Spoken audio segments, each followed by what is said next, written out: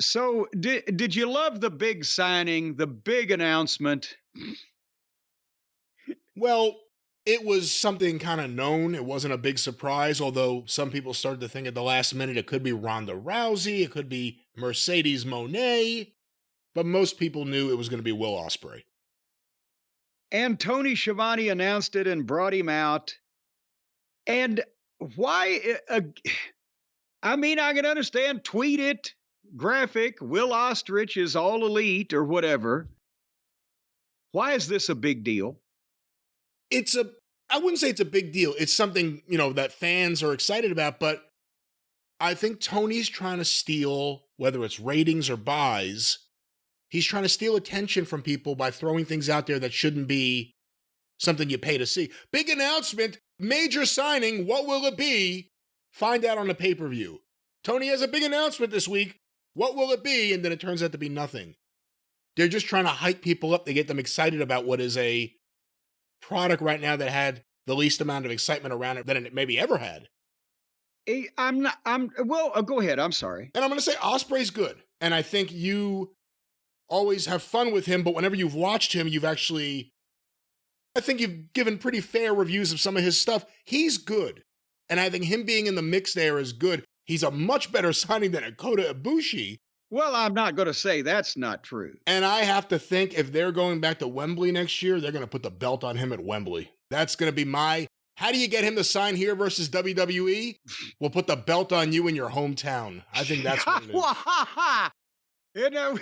We may not be able to pay as much money, but we'll put the belt on you in your hometown. But I'm not, and again, I'm not saying they shouldn't sign him. With the rest of their roster, he fits right in. But again, they make this, they just signed fucking Edge and the ratings went down. And so they bring him out already like it's God as we're signed. And then he says, I'm going to beg you fans in that thick accent. I'm going to beg you. Let me finish up with New Japan and then I'll be here for you. So they brought him out so he could sign a contract in the ring and then go back to Japan for 2 months or whatever. If you've got a plan like that, you want to put the belt on him next August at Wembley, then come up with a goddamn plan. It's like when they started Vader at the Royal Rumble, even though they knew he had to have surgery. Then he hurts Gorilla, gets suspended. He's off for 3 months after working there for 3 weeks. What the fuck? That's the first thing that derailed him. When Ostrich is ready, announce he's signed then.